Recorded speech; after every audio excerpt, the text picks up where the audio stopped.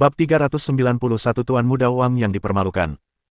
Yakyu Yukime mengenakan gaun merah malam ini dengan potongan leher V rendah yang memperlihatkan dua puncak payudaranya yang besar dan dalam.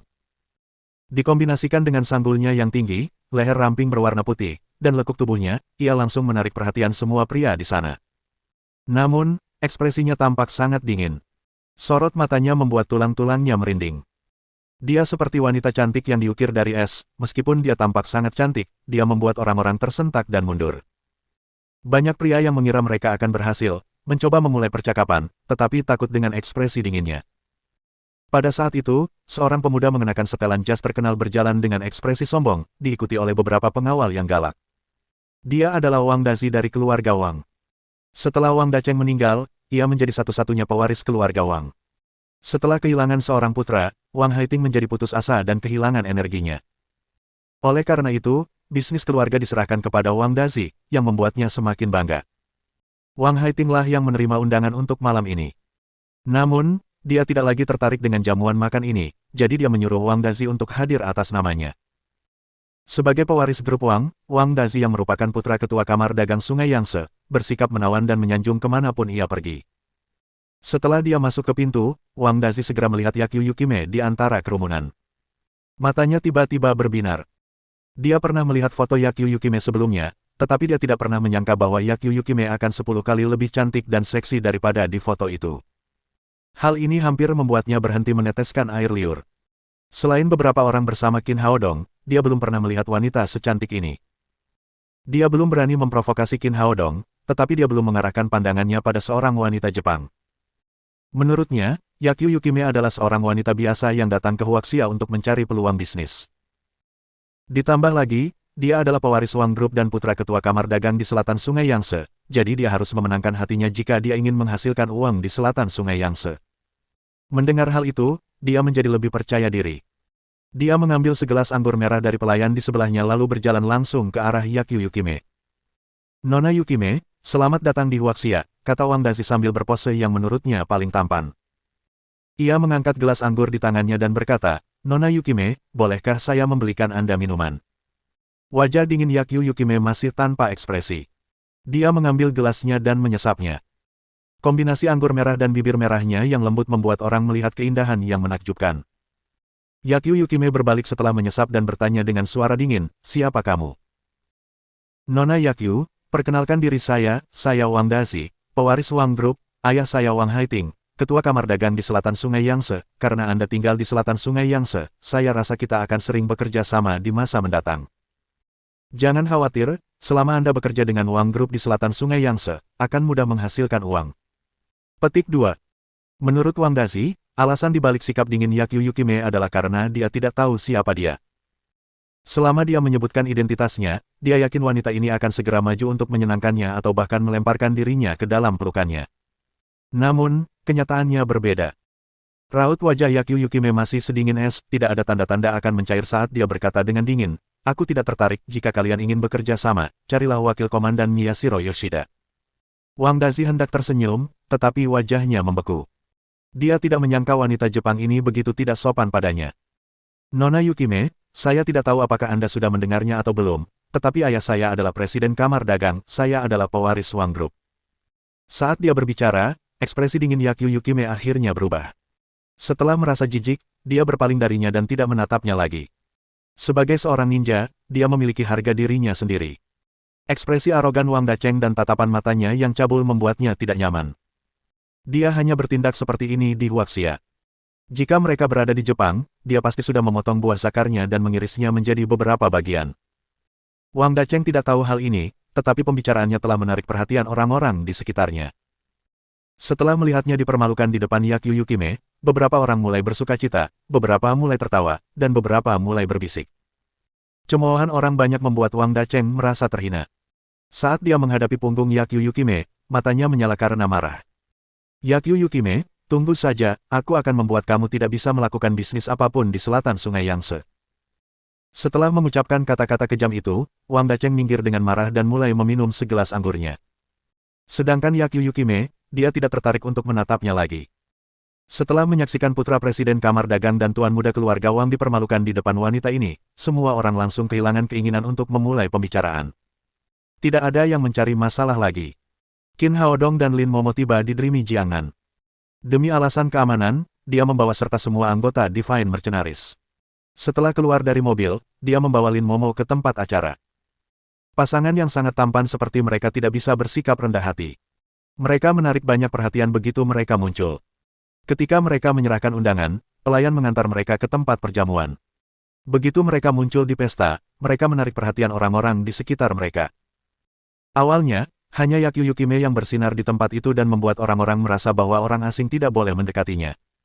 Sekarang, ada juga Lin Momo. Dari segi penampilan, aura, dan bentuk tubuhnya, dia tidak kalah dengan Yakyu Yukime.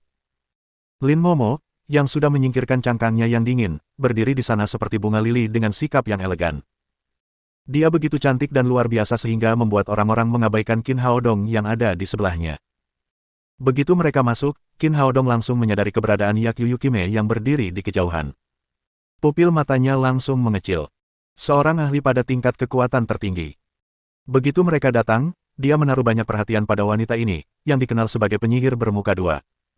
Namun, itu belum cukup. Yakyu Yukime telah mencapai alam kekuatan tertinggi. Dia satu tingkat lebih tinggi darinya. Tidak heran dia adalah jenius keluarga Yakyu. Penemuan ini langsung membuat ekspresinya menjadi serius. Untungnya, hari ini hanya jamuan makan resmi. Tidak peduli seberapa tinggi kultivasi Yakyu Yukime, dia tidak akan menyerang begitu saja. Setelah tenang, dia kembali menatap Yakyu Yukime. Dia merasakan hawa dingin yang dipancarkan wanita ini, yang berbeda dengan Lin Momo di masa lalu. Rasa dingin Lin Momo selama ini palsu, hanya lapisan cangkang sedingin es. Di sisi lain, rasa dingin Yakyu Yukime berasal dari dalam dirinya, dari tulang-tulangnya. Seolah-olah dia merasakan tatapan Qin Haodong, Yakyu Yukime berbalik perlahan. Saat dia melihat Qin Haodong, pemandangan yang mengejutkan pun terjadi.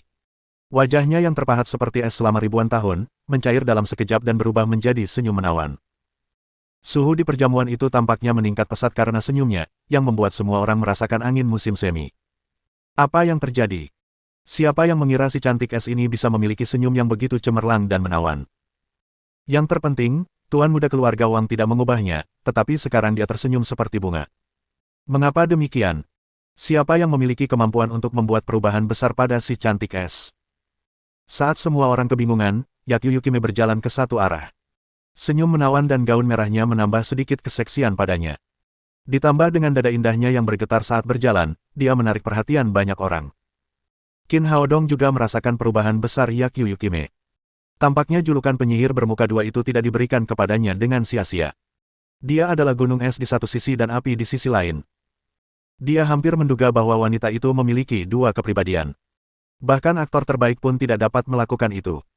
Selain itu, wanita itu tampaknya sedang menuju ke arahnya dan Lin Momo. Benar saja, Yakyu Yukime berjalan menghampiri mereka, tersenyum tipis pada Lin Momo terlebih dahulu, dan berkata, "Saya Yakyu Yukime dari keluarga Yakyu Jepang, Presiden Lin, Anda sangat cantik, begitu cantiknya sampai saya agak iri." "Nona Yukime, Anda terlalu baik, Anda lebih cantik." Lin Momo yang tidak mengerti maksud Yakyu Yukime hanya menjawab dengan sopan. "Presiden Lin, saya ingin berdansa dengan Tuan Qin, apakah boleh?" Yakyu Yukime menoleh untuk melihat Qin Haodong saat dia berbicara. Senyum di wajahnya menjadi semakin menawan. Lin Momo tidak menyangka dia akan langsung mengajukan permintaan seperti itu. Karena sopan, dia tersenyum dan berkata, "Aku tidak keberatan selama dia mau." Yakyu Yukime bertanya kepada Qin Haodong, "Tuan Qin, apakah Anda bersedia berdansa dengan saya?" "Merupakan suatu kehormatan bagi saya jika bisa berdansa dengan Anda, Nona Yukime." Qin Haodong mengulurkan tangannya ke arah Yakyu Yukime dan membuat gerakan mengundang sambil berbicara. Pada saat yang sama, dia berbisik pelan kepada Sabar, yang berada di sebelahnya. Wanita itu adalah seorang ahli di tingkat kekuatan tertinggi, bawa Lin Momo pergi dari sini dengan cepat. Meskipun sikap Yakyu Yukime sangat baik setelah melihatnya, semakin dia bersikap seperti ini, semakin besar bahaya yang dia rasakan darinya. Pasti tidak baik jika Lin Momo tetap di sana. Jika Yakyu Yukime benar-benar menyerang, dia tidak akan bisa menghentikannya, begitu pula Sabar dan yang lainnya. Strategi terbaik saat ini adalah menjauh sejauh mungkin. Karena itu, dia menggandeng tangan Yakyu Yukime dan berjalan menuju halaman di sebelah mereka untuk berdansa. Dia membiarkan Sabar segera menuntun Lin Momo pergi. Ekspresi Sabar berubah setelah menerima perintah itu. Dia menyadari betapa mengerikannya seorang ahli di tingkat kekuatan tertinggi, jadi dia segera mengucapkan beberapa patah kata di telinga Lin Momo. Lin Mo tersenyum meminta maaf kepada orang-orang yang hendak datang mengobrol dengannya dan berkata, "Maaf, ada sesuatu yang mendesak terjadi di perusahaan, saya harus kembali dan mengurusnya, saya benar-benar minta maaf." Setelah selesai berbicara, dia buru-buru meninggalkan Dreamy Jiangnan Hotel di bawah perlindungan Saber dan yang lainnya, meninggalkan beberapa orang di seberangnya dengan ekspresi bingung di wajah mereka. Mereka tidak mengerti mengapa dia pergi begitu dia sampai di sana. Namun, ekspresi pengertian segera muncul di wajah mereka. Lin Momo pasti merasa cemburu setelah melihat Qin Haodong berdansa dengan wanita Jepang itu. Karena itu, dia pergi dengan marah. Sulit untuk menyalahkannya. Wanita Jepang itu baik-baik saja saat dia tidak tersenyum, tetapi begitu dia tersenyum, dia seperti iblis yang menggoda. Merasa cemburu adalah respons alami saat wajah putih kecil itu dimakan oleh wanita Jepang itu. Yakyu Yukime dengan ramah mengikuti Qin Haodong ke halaman, di mana beberapa pasangan sudah berdansa. Dia melirik ke arah Lin Momo pergi dan berkata kepada Qin Haodong, "Pacarmu tampaknya cemburu." Qin Haodong tersenyum tipis. Tentu saja, dia tidak akan memberitahu Yakyu Yukime bahwa dia telah melihat kekuatannya. Kadang-kadang wanita bisa sangat pemarah. Lagi pula, wajar saja kalau merasa cemburu. Lagi pula, kamu sangat cantik. Yakyu Yukime tersenyum dan berkata, situasi antara Huaxia dan Jepang sangat berbeda, wanita Jepang tidak mudah cemburu. Qin Haodong menatap wajahnya yang lembut dan cantik sambil tersenyum dalam hati. Dia tidak akan cemburu, tetapi dia bisa langsung memotong bola lawan. "Nona Yukime, kalau tidak salah, ini adalah pertemuan pertama kita, bagaimana Anda bisa mengenal saya?" "Itu karena fotomu tergantung di kamar ayahku, dia memotongnya beberapa kali sehari, jadi aku langsung mengenalimu." Setelah berbicara, Yakyu Yukime kembali tersenyum. Namun, senyumnya penuh dengan kesan dingin. Bab 392 Cinta pada Pandangan Pertama. Setelah menyaksikan Qin Haodong dan Yakyu Yukime berpelukan erat dan menari, Wang Dazi menggertakkan giginya karena benci. Dia memukul meja dengan keras dan melampiaskannya. "Wanita jalan itu, dia seperti es batu bagiku, kupikir dia wanita yang suci, siapa yang tahu bahwa dia akan menunjukkan sifat aslinya ketika dia melihat wajah putih kecil itu, seolah-olah dia belum pernah bertemu pria sebelumnya, itu membuatku kesal. Cepat atau lambat, aku akan menidurkanmu. Aku akan bermain denganmu sampai mati." Petik 2. Saat dia mengatakan ini, dia berada di sudut. Semua mata tertuju pada Yakyu Yukime, jadi tidak ada yang menyadari ketidakpuasannya. "Tuan muda, Anda tidak perlu marah pada wanita seperti itu." Orang yang berbicara adalah Zhao Saner, salah satu pengawalnya. Dia adalah orang tua keluarga Wang. Kali ini, Wang Haiting secara khusus mengirimnya untuk tinggal di samping Wang Dazi setelah kematian Wang Dacheng. Wang Dazi berkata dengan marah, "Aku benar-benar kesal, apapun yang terjadi. Aku tetap pewaris keluarga Wang, dan ayahku adalah presiden kamar dagang di selatan Sungai Yangtze. Namun, wanita Jepang ini tidak hanya tidak tahu terima kasih, tetapi dia bahkan pergi untuk berhubungan dengan wajah putih kecil itu." Lisaner berkata dengan seringai jahat, "Tuan muda, Anda tidak perlu marah, bukankah dia hanya wanita Jepang, sangat mudah untuk menidurinya." Wang Dazi menoleh ke arahnya dan bertanya, "Metode apa saja yang kamu punya?" Lisaner mengamati sekelilingnya. Ketika dia melihat tidak ada seorang pun yang melihat, dia mengeluarkan botol kaca kecil dari sakunya. Botol itu berisi cairan bening. "Tuan muda, ini dibawa pulang oleh teman saya dari luar negeri, saya dengar ini adalah produk berteknologi tinggi, bahkan jika seekor gajah besar meminumnya, airnya akan tetap panas, ketika saatnya tiba, Anda dapat bermain sesuka hati," katanya pelan. Mata Wang Dazi berbinar sebelum dia berkata, "Apakah benda ini bekerja dengan baik?" Lisaner tersenyum dan berkata, "Jangan khawatir, Tuan muda, saya sudah mencobanya. Hasilnya luar biasa. Belum lama ini, seorang penyanyi wanita di sebuah bar bersikap kejam kepada saya saat melihat saya. Namun, sejak saya menggunakan benda ini, dia berubah menjadi domba kecil saat melihat saya. Bagus sekali." Wang Dazi lalu menambahkan, "Tapi bagaimana cara menggunakan benda ini dengan benar? Ada terlalu banyak orang di sini, saya khawatir ini bukan metode yang tepat." Lisaner berkata, "Tuan muda, itu mudah. Manajer baru di Dreamy Jiangnan adalah sepupuku. Sebentar lagi, aku akan memeriksa kamar mana yang ditempati wanita itu. Lalu, aku akan menaruh ini di dalam minumannya. Begitu dia kembali ke kamarnya, dia pasti akan meminumnya. Saat waktunya tiba, kau akan mendapatkan kesempatanmu. Apakah ini bisa berhasil? Dia adalah pemimpin kelompok delegasi Jepang, jika terjadi sesuatu, itu akan merepotkan." Lisaner berkata sambil tersenyum cabul, "Tuan muda, jangan khawatir tentang ini. Wanita berubah begitu Anda tidur dengan mereka. Penyanyi wanita saya itu sebelumnya adalah seekor harimau, tetapi sekarang dia adalah seekor domba. Juga, Seperti yang telah saya katakan, semua wanita Jepang seperti ini. Begitu Anda tidur dengan mereka, maka tidak ada bedanya dengan yang ada di film-film itu. Wang Dazi memikirkannya dan setuju. Yakyu Yukime telah berubah total setelah dia melihat Qin Haodong. Wang Dazi tidak ragu lagi. Dia menepuk bahu lisaner dengan penuh semangat dan berkata, kamu urus ini secepatnya. Selama kamu berhasil, aku akan memberimu hadiah 1 juta. Tidak masalah, terima kasih, Tuan. Lisaner segera berlari keluar begitu mendengar tentang hadiah 1 juta. Dia dapat dengan mudah mengetahui nomor kamar Yakyu Yukime. Kemudian, dia diam-diam membuka pintu dan menyelinap masuk. Yakyu Yukime terlalu ceroboh. Sejak ia naik ke tingkatan ninja surga, ia merasa bahwa orang biasa tidak akan bisa menyakitinya. Ia tidak hanya tidak membawa pengawal, tetapi ia juga tidak menyiapkan tindakan perlindungan apapun di kamarnya. Hal ini memudahkan Lisaner untuk memanfaatkan celah tersebut.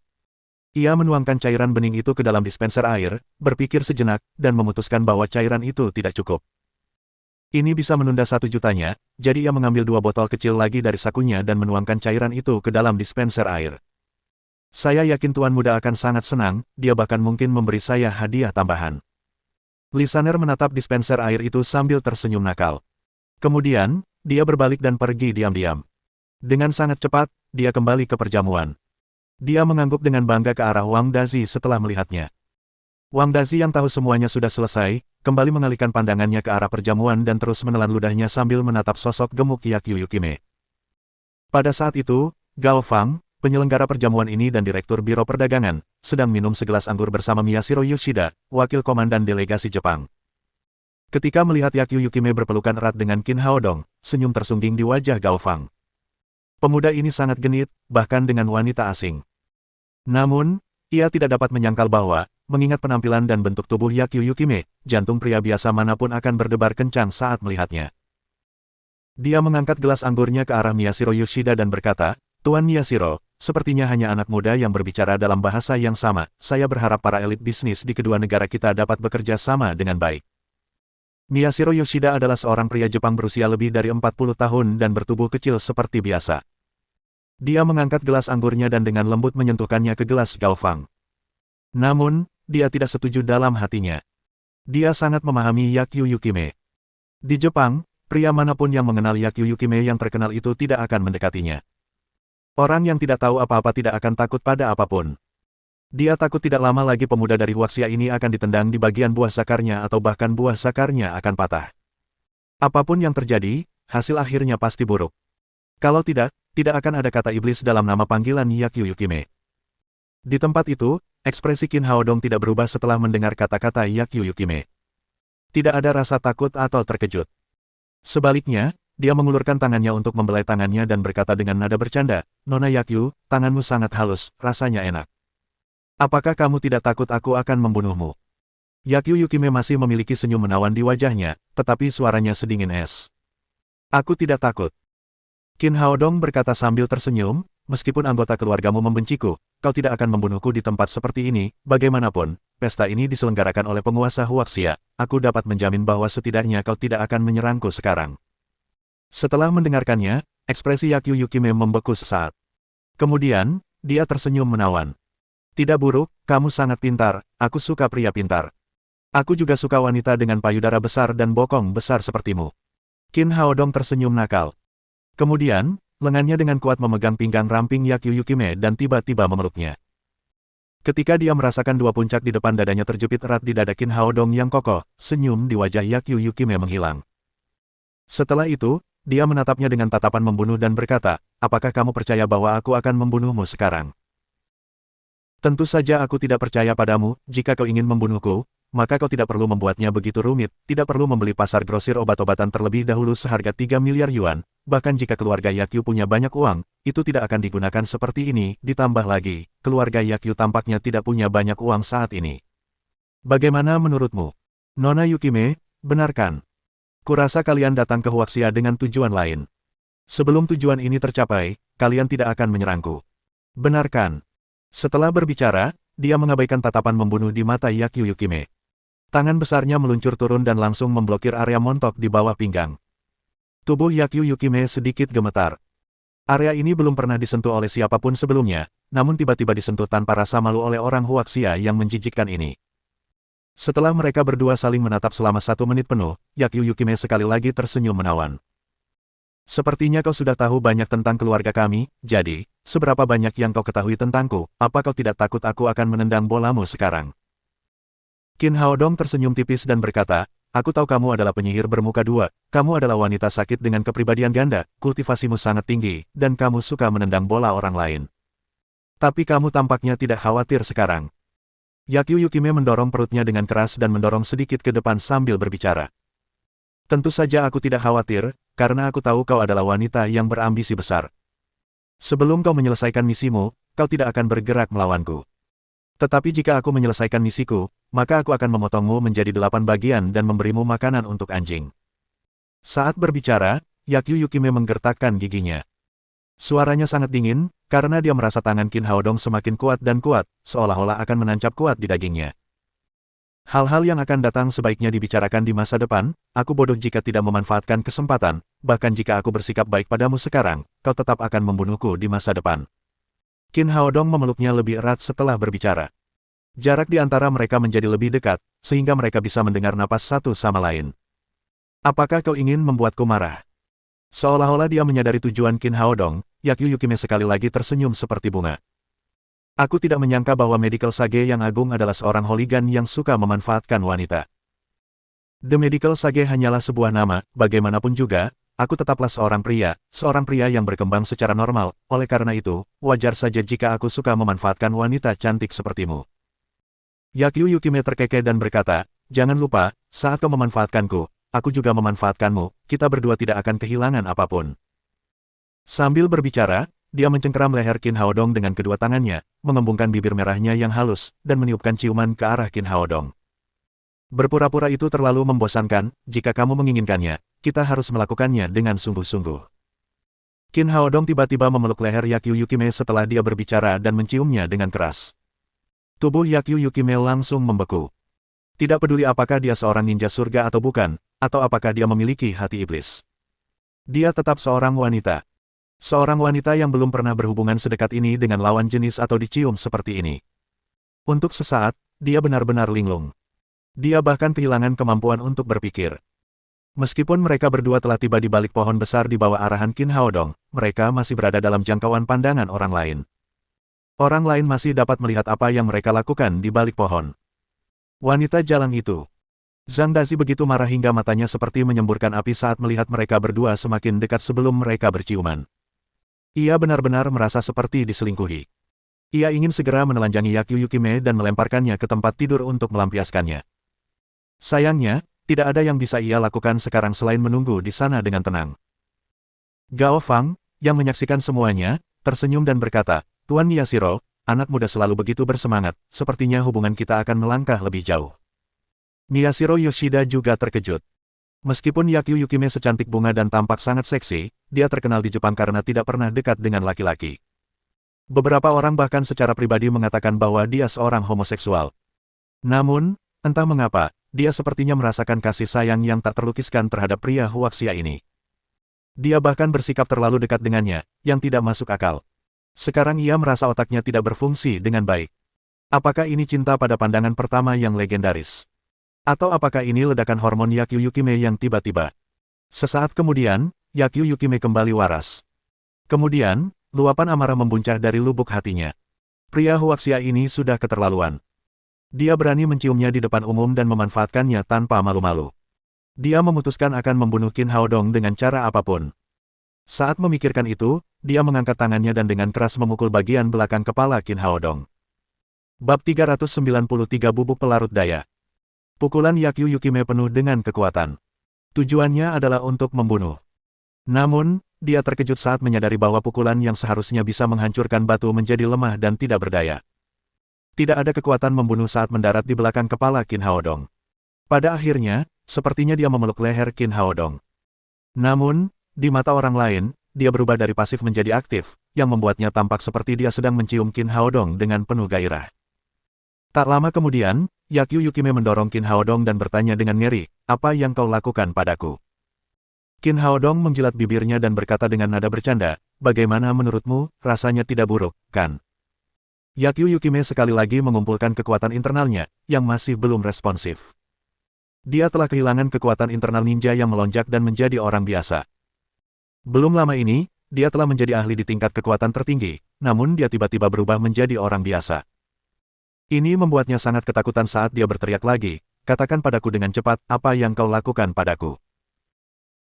Qin Haodong berkata, wajahnya seperti bunga persik, hatinya seperti iblis, kepribadiannya banyak, keterampilannya luar biasa, seseorang menggambarkan Nona Yukime kepadaku seperti ini, saat menghadapi seorang ahli di level kekuatan tertinggi sepertimu. Bagaimana mungkin aku tidak siap, kau hanya bisa menyalahkan dirimu sendiri, mengapa kau ingin membeli pasar grosir obat-obatan Tiongkok terlebih dahulu, dalam bahasa Huaxia, ini disebut bertindak gegabah dan memberi tahu musuh.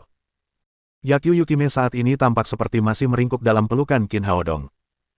Ia ingin mendorong Qin Haodong menjauh, tetapi itu mustahil tanpa kekuatan batinnya. Sebaliknya, pelukannya semakin erat. Cepat beritahu aku, apa yang terjadi dengan kekuatan batin dan kultivasiku, apa yang kau lakukan pada tubuhku. Yakyu Yukime tidak dapat mendengar apapun lagi.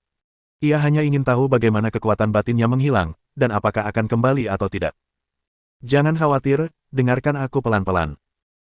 Qin Haodong memberinya senyuman yang dapat memikat wanita manapun dan berkata, aku seorang dokter, jadi aku punya metode khusus, saat kita berciuman tadi, aku menaruh sesuatu di mulutmu yang dapat melarutkan kekuatanmu, itulah sebabnya kau seperti ini sekarang.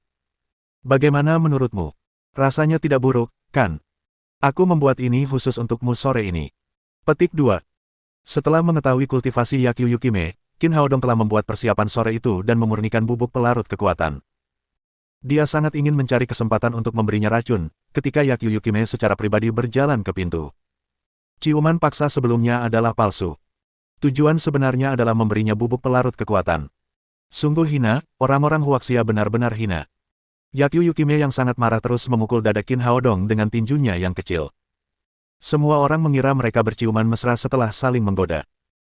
Jika kau ingin berbicara tentang orang-orang yang hina, maka keluarga Yakyu adalah yang hina terlebih dahulu. Mereka mengirim 100 ahli untuk diam-diam menyerangku dan menculik adikku. Sekarang, mereka mengirimmu ke sini untuk membuat masalah. Qin Haodong menepuk punggungnya yang halus dan berkata, Nona Yukime, meskipun Anda sangat berbakat dalam seni bela diri, tidak mudah untuk mencapai level ninja surga, Anda seharusnya memikirkan cara memulihkan kultivasi Anda daripada bertengkar dengan saya. Bisakah kultivasiku dipulihkan? Suasana hati Yakyu Yukime perlahan membaik. Dia menatap Qin Haodong dan berkata, jangan lupa, pesta ini resmi diselenggarakan di Huaxia, setelah memberiku racun di sini, apakah kamu tidak takut aku akan menyerahkanmu?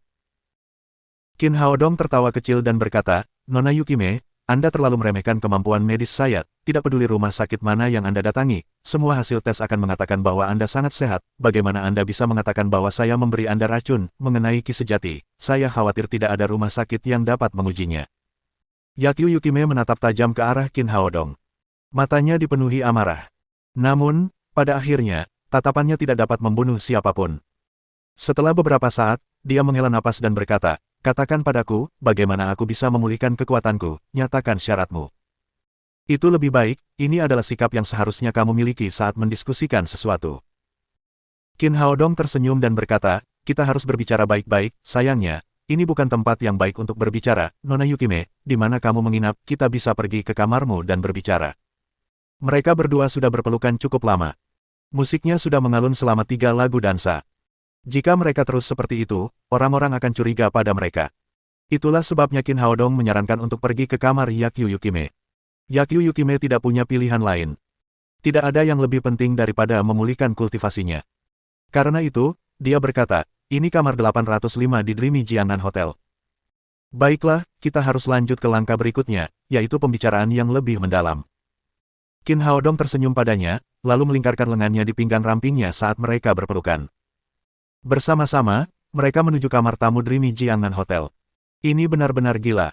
Tempo macam apa ini? Mereka baru saja menari mengikuti 2 lagu, dan sekarang mereka akan berhubungan seks. Semua orang yang hadir terkejut saat melihat ke belakang. Kemudian, berbagai ekspresi muncul di wajah yang berbeda. Ada yang terkejut, ada yang cemburu, dan ada yang iri. Banyak pria yang bermimpi berhubungan seks dengan wanita yang sangat cantik seperti Yakyu Yukime. Wang Dazi hampir menjadi gila karena marah. Inilah wanita yang dia minati. Bagaimana dia bisa ditaklukkan oleh wajah putih kecil itu?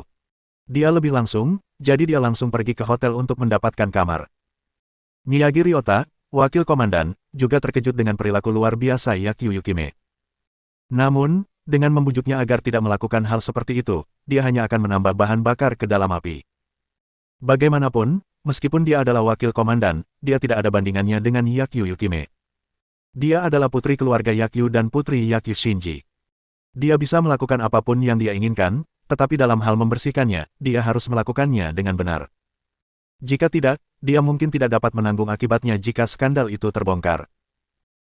Saat memikirkan hal ini, dia mengulurkan tangannya, memanggil pengawal di sebelahnya dan memerintahkannya, sampaikan perintahku, tidak seorang pun diizinkan untuk bertanya apapun tentang Nona Yukime. Selain itu, mulai sekarang, Nona Yukime tidak akan lagi berpartisipasi dalam kegiatan kelompok delegasi kita. Saat serangkaian perintah dikeluarkan, Miyashiro Yoshida secara langsung menciptakan peluang bagi Yakyu Yukime dan Qin Haodong untuk berkencan. Tidak mungkin untuk mengetahui bagaimana perasaan Yakyu Yukime jika dia tahu bahwa wakilnya sehebat ini.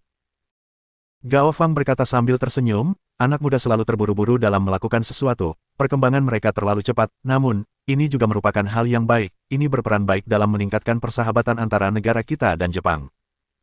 Sebagai orang yang bertanggung jawab atas perjamuan ini, dia senang melihat Qin Haodong dan Yakyu Yukime begitu ramah. Pada saat yang sama, dia mengagumi dan iri dengan metode menggoda Qin Haodong terhadap wanita. Dia benar-benar efisien. Qin Haodong dan Yakyu Yukime masuk ke hotel bersama-sama. Cara mereka keluar begitu terbuka dan berlebihan sehingga orang lain mengira mereka seperti lem. Mereka tampak sangat mesra. Sepanjang jalan, Yakyu Yukime dengan tenang menahan tatapan orang lain. Bahkan ada senyum di wajahnya. Saat ini dia tidak punya pilihan selain mengikuti rencana Qin Haodong untuk memulihkan kultivasinya.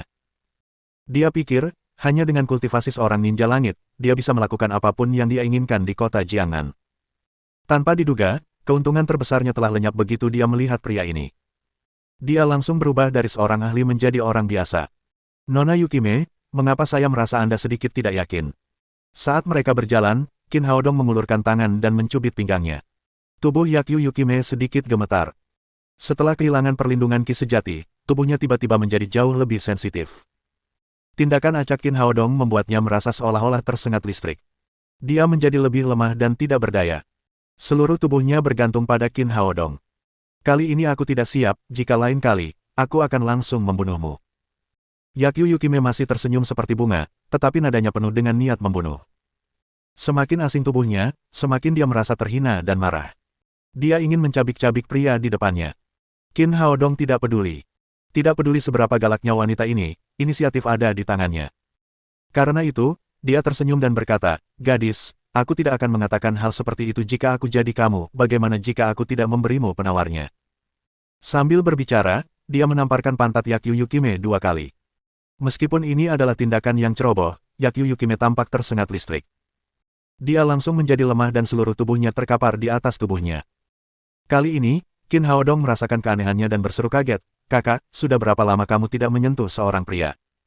Aku memukulmu beberapa kali secara acak dan kamu berubah menjadi seperti ini." Yakyu Yukime hanya menutup matanya dan berhenti berbicara. Sebenarnya, dia tidak punya kekuatan untuk bertengkar dengan Qin Haodong. Qin Haodong tersenyum jenaka. Dia tidak menyangka ninja surga Jepang ini begitu sensitif. Dia memeluknya sambil mempercepat langkahnya. Tak lama kemudian, mereka tiba di kamar 805. Setelah berjalan melewati pintu, dia langsung melemparkan Yakyu Yukime ke tempat tidur besar. Yakyu Yukime masih lemah. Ia bahkan tidak punya tenaga untuk duduk tegak. Ia setengah berbaring di tempat tidur saat area yang luas terlihat di balik kerah bajunya.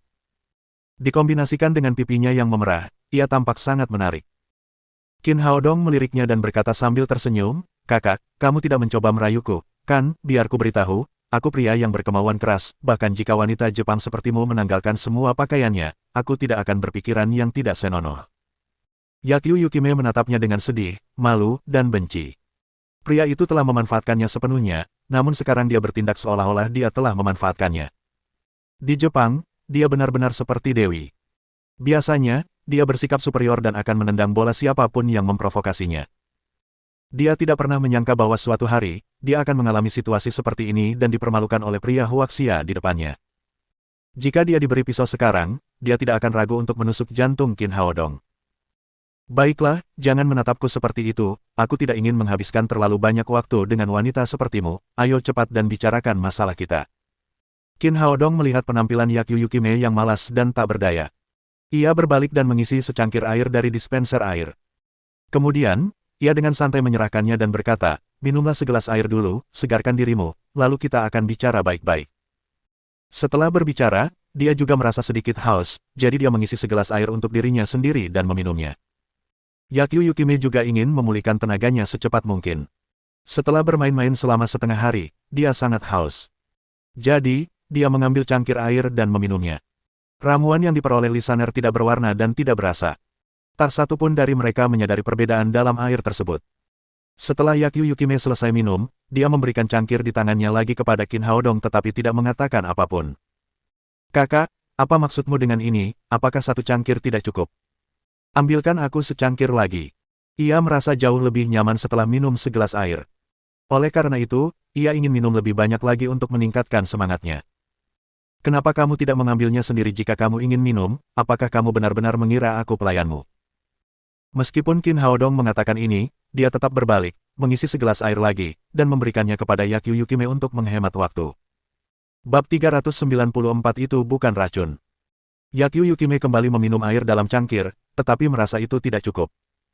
Dia hanya melepas sepatu hak tingginya dan pergi ke pancuran air tanpa alas kaki untuk mengambil air sendiri. Dibandingkan dengan wanita lain, Yakyu Yukime lebih tinggi. Jadi, meskipun dia bertelanjang kaki, tingginya lebih dari 1,70 meter. Terlebih lagi, tubuhnya sangat seksi. Tubuhnya yang seksi terpampang saat dia menundukkan kepalanya untuk mengambil air. Dari sudut pandang Qin Haodong, dia bisa melihat pemandangan di bawah leher Yakyu Yukime dengan jelas. Wanita ini benar-benar seksi. Dia mendesah dalam hatinya dan merasa sedikit haus. Kemudian, dia mengambil segelas air lagi untuk diminum. Dengan cara ini, mereka berada di sekitar pancuran air. Yakyu Yukime minum 4 gelas air berturut-turut, yang membuatnya merasa lebih baik, dan Qin Haodong juga minum 2 gelas. Setelah meletakkan cangkir di tangannya, Yakyu Yukime kembali duduk di tempat tidur. Ia menatap Qin Haodong dan berkata, baiklah, sekarang kita bisa membicarakannya, katakan padaku bagaimana kau bisa memberiku penawarnya, yaitu bubuk penghilang kultivasi. Jangan khawatir tentang hal itu untuk saat ini. Setelah menarik kursi dan duduk di atasnya, Qin Haodong berkata, pertama, beritahu saya tujuan kunjungan Anda ke sini untuk menunjukkan ketulusan Anda. Kunjungi situs web Novelfull.net. Yakyu Yukime berkata, kami adalah kelompok investigasi, tentu saja, kami datang ke sini untuk membicarakan bisnis. Nona Yukime, kalau begitu, kita tidak perlu bicara lagi, Anda bisa bersikap seperti seorang pengusaha dan melanjutkan bisnis Anda. Qin Haodong berdiri dan bersiap meninggalkan ruangan. Tunggu sebentar. Yakyu Yukime bergegas menghentikannya. Dia pernah menjadi ninja yang perkasa, jadi dia tidak tahan dengan kelemahan ini. Dia ingin pulih secepat mungkin. Baiklah, akan kuceritakan padamu, tujuan utama kedatanganku ke sini adalah untuk mendapatkan formula ramuan pemulihan darah yang ada di tanganmu. Bagus, gurumu seharusnya memberitahumu bahwa kejujuran adalah suatu kebajikan bagi kita semua. Kemudian, Qin Haodong mengulurkan tangannya dan menepuk pipi Yakyu Yukime. Meskipun ini hanya tindakan biasa, entah bagaimana, ketika jari-jarinya menyentuh kulit Yakyu Yukime yang dilumasi, hatinya terasa panas. Yakyu Yukime merasakan hal yang sama. Pipinya bukanlah area sensitifnya, tetapi setelah disentuh oleh Qin Haodong, dia merasa sangat panas. Sepertinya ada sesuatu dalam benaknya yang perlu segera dilampiaskan. Perasaan ini membuatnya mengeluarkan erangan yang menghantui. Dia memaksa dirinya untuk menghentikan dorongan batinnya dan berteriak, jangan sentuh aku. Apa, kau bertingkah seolah-olah aku telah melakukan sesuatu padamu, seperti yang sudah kukatakan, aku tidak tertarik pada wanita asing sepertimu, bahkan jika kau telanjang, aku tidak akan melihatnya. Qin Haodong duduk di kursi dan berkata, mengapa kamu membeli pasar grosir obat tradisional Tiongkok dengan menggunakan begitu banyak uang? Saya ingin memaksamu datang ke perjamuan hari ini dan kemudian mencari kesempatan untuk mendapatkan formulamu. Meskipun dia menjawab pertanyaan Qin Haodong, suara Yakyu Yukime menjadi semakin menawan, seolah-olah dia sedang berbicara dengan kekasihnya. Dia bahkan tidak menyadarinya. Saat mendengarkan suaranya dan melihat penampilannya yang menawan, hati Qin Haodong tiba-tiba terasa panas. Dia segera berbalik dan mengambil segelas air lagi. Sudah malam, tapi masih sangat panas. Lalu, dia meminum air dalam cangkir itu, seolah ingin memadamkan api yang berkobar dalam hatinya. Yakyu Yukime merasakan hal yang sama. Ia merasa semakin panas. Ia ingin segera menanggalkan pakaiannya. Ia malah melompat ke pancuran air dan mengisi segelas besar air. Tanpa disadari, dia telah minum 5 gelas air, dan Qin Haodong telah minum 3 gelas air. Obat cair lisaner adalah sejenis cairan afrodisiak yang khusus dikembangkan oleh perusahaan asing. Kekuatan obat jenis ini sangat kuat sejak awal. 1 botol sudah cukup, tetapi lisaner telah memasukkan 3 botol ke dalam air untuk mendapatkan hadiah 10 juta. Seorang pria dan seorang wanita berada di ruangan yang sama, jadi suasananya agak ambigu. Saat Yakyu Yukime meminum gelas air kelima, kekuatan obatnya langsung bekerja. Alih-alih menghilangkan dahaganya, dia malah merasakan ada api di bawah perutnya setelah minum begitu banyak gelas air. Meskipun dia berusia 20 tahun ini, dia belum pernah menjalin hubungan dengan seorang pria. Hari ini, dia telah berpelukan dan berciuman dengan Qin Haodong dan telah diejek beberapa kali. Tubuhnya yang dewasa berada dalam kondisi yang sangat sensitif. Kemudian, dia telah mengonsumsi cairan afrodisiak kuat milik lisaner, jadi dia tidak memiliki kekuatan untuk menolak sama sekali. Qin Haodong merasakan ada yang tidak beres pada dirinya dan berkata, "Ada apa denganmu? Apakah di sini terlalu panas? Mandilah dengan air dingin terlebih dahulu." Sambil berbicara, dia juga merasakan panas. Dia membuka kancing bajunya dan memperlihatkan otot-ototnya yang kuat. Tidak mengherankan jika reaksi Qin Haodong sangat lambat. Dia sekarang kebal terhadap semua jenis racun. Namun, dia lupa bahwa cairan afrodisiak semacam ini bukanlah racun. Itu hanya mendorong naluri alami orang secara maksimal. Dalam hal ini, meskipun tubuhnya kebal terhadap semua jenis racun, itu tidak berguna. Dia sudah memiliki reaksi naluriah. Ketika Yakyu Yukime melihat otot-otot Qin Haodong, sepertinya dia telah menghadapi kekuatan hisap yang sangat besar. Dia tidak bisa menggerakkan matanya lagi. Napasnya menjadi semakin mendesak, dan hasrat primitif meledak dari benaknya, berpadu dengan tubuhnya yang sensitif, dan menjadi tidak dapat disembuhkan. Sekarang, dia telah melupakan formula, identitas, dan misinya, dan telah menjadi wanita yang sangat membutuhkan kepuasan. Qin Haodong bukan lagi musuh besar yang mematikan, tetapi pria sederhana yang menggoda. Qin Haodong, yang juga merasa ada yang tidak beres dengannya, mengulurkan tangannya dan mengusap pipinya yang bengkak dan mati rasa dengan keras. "Ada apa?" Meskipun wanita ini sangat cantik, dia tetap tidak bisa membuatku lepas kendali. Aku akan benar-benar kehilangan akal. Dia mengangkat kepalanya dan menatap dada Yakyu Yukime. Dia tidak bisa menahan diri untuk menelan ludah. Awalnya, dia tidak tertarik pada wanita ini. Karena itu, bahkan ketika dia mencium Yakyu Yukime, tubuhnya tidak bereaksi sama sekali. Namun, situasinya tiba-tiba berubah. Dia memikirkan apa yang baru saja dia katakan. Bahkan jika wanita ini menanggalkan pakaiannya, dia tidak akan tertarik padanya. Namun, dia sekarang ingin segera membaringkannya di tempat tidur. Apa yang terjadi? Tiba-tiba dia menyadari bahwa dia mungkin telah meminum cairan afrodisiak tanpa sadar. Bagaimana mungkin? Dia masih bisa memikirkannya dengan akal sehatnya yang tersisa. Namun, Yakyu Yukime, yang telah meminum 5 gelas air berturut-turut, telah kehilangan akal sehatnya sepenuhnya. Matanya merah seperti api hasrat, dan dia telah tenggelam oleh dorongan yang paling primitif. Aku ingin. Yakyu Yukime berbicara dengan suara rendah lalu menanggalkan gaun malam merahnya, memperlihatkan tubuhnya yang mampu memikat banyak pria ke udara. Ketika melihat segala sesuatu di depannya, Qin Haodong merasa seolah-olah ada banyak bahan peledak yang meledak di dalam dirinya. Pada saat itu, dia yakin bahwa dia telah meminum cairan perangsang secara tidak sadar. Jika dia sendirian, dia bisa menghabiskan waktu 1 jam untuk menjernihkan efek cairan perangsang itu dengan kekuatan internalnya. Namun, dia tidak bisa melakukan itu sekarang. Yakyu Yukime, yang sudah benar-benar kehilangan akal sehatnya, tidak memberinya waktu untuk bereaksi sama sekali. Dia langsung menyerang Qin Haodong. "Jangan datang ke sini, jauhi aku." Qin Haodong menggigit ujung lidahnya dan berusaha sebisa mungkin bersikap rasional. Kemudian, dia mengangkat tangannya dan menusuk titik akupuntur dada Yakyu Yukime. Selama Yakyu Yukime berhenti berakting, ia dapat mendetoksifikasi dirinya terlebih dahulu dan kemudian membantu Yakyu Yukime melakukan hal yang sama. Namun, yang mengejutkannya, Yakyu Yukime sama sekali tidak gentar menghadapinya. Ia langsung mendorongnya ke tanah. Saat ia jatuh ke tanah, ia menyadari bahwa bubuk penghilang kultivasi tidak dapat benar-benar menghilangkan ki sejati dalam tubuh Yakyu Yukime. Bubuk itu hanya dapat memutus hubungan antara ki internal dan jiwanya. Oleh karena itu, ia tidak dapat merasakan keberadaan ki sejati dalam tubuhnya, apalagi menggunakan ki sejati. Alasan mengapa Qin Haodong ingin berbicara dengannya adalah karena ada batas waktu untuk bubuk penghilang kultivasi. Kultivasi Yakyu Yukime akan segera pulih setelah 12 jam, dan kemudian dia akan menjadi master kekuatan tertinggi. Faktanya, Yakyu Yukime masih memiliki ki sejati di tubuhnya. Tingkat kultivasinya lebih tinggi dari Qin Haodong, jadi Qin Haodong gagal menghentikannya dengan memukul titik akupuntur. Sayangnya, sudah terlambat bagi Qin Haodong untuk mengetahuinya. Yakyu Yukime yang sedang marah, mendorongnya ke tanah, merobek pakaiannya, dan menciumnya dengan ganas. Yakyu Yukime jelas tidak punya pengalaman dalam berciuman. Dia berciuman dengan canggung dan kasar, tetapi dia tidak membutuhkan keterampilan apapun saat ini. Hal ini benar-benar menginspirasi Qin Haodong dan membuat petunjuk terakhir tentang rasionalitasnya menghilang.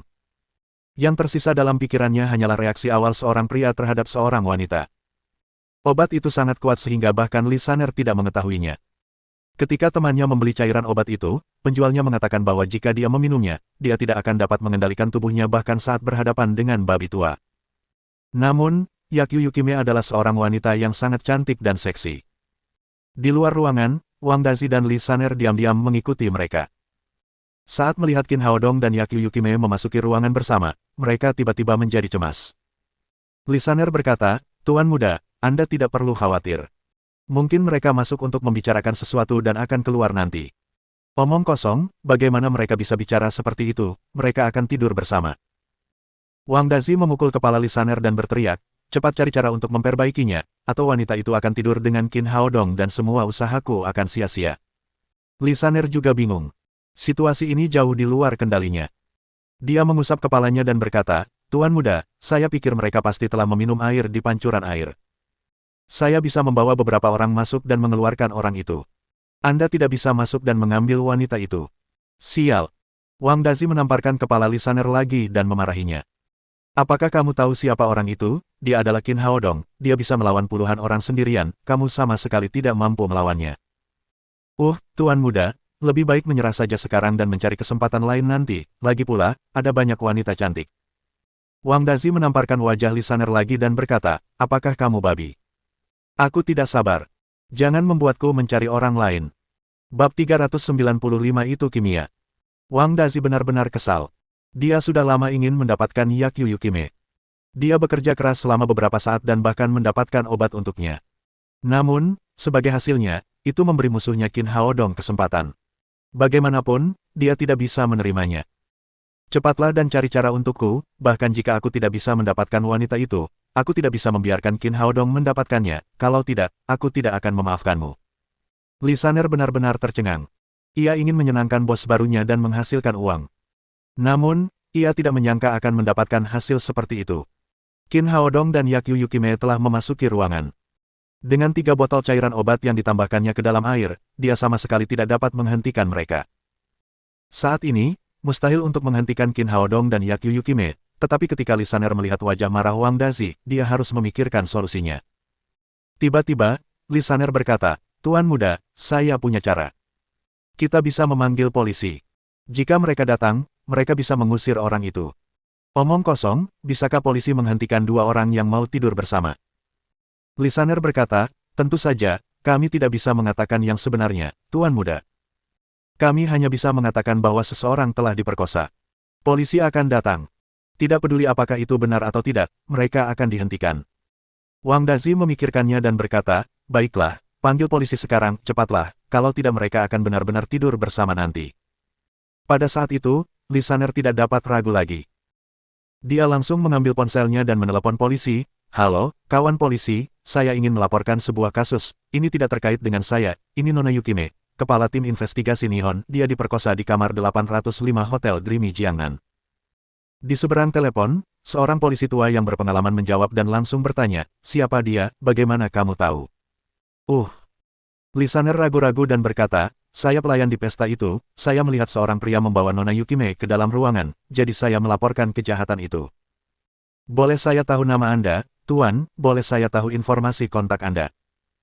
"Aku hanya melakukan apa yang benar dan berani, lagi pula, aku sudah menceritakan apa yang kulihat, itu urusanmu untuk menghadapinya." Lalu Lisaner buru-buru menutup telepon.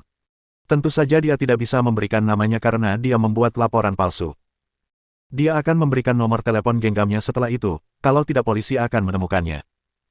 Dia berbalik dan berkata kepada Wang Dazi dengan wajah menyanjung, "Tuan muda, saya sudah memanggil polisi, mereka akan segera datang." Wang Dazi khawatir dan berkata, "Kamu bahkan tidak meninggalkan namamu, apakah kamu pikir polisi akan datang?" Lisaner berkata dengan bangga, saya takut akan hal itu, jadi saya memberitahu polisi identitas wanita itu, karena itu sangat istimewa. Apakah itu benar atau tidak, polisi akan berhati-hati. Jika tidak, mereka akan mendapat masalah. Di pusat penerimaan polisi, panggilan telepon Lisaner benar-benar menimbulkan sensasi yang hebat.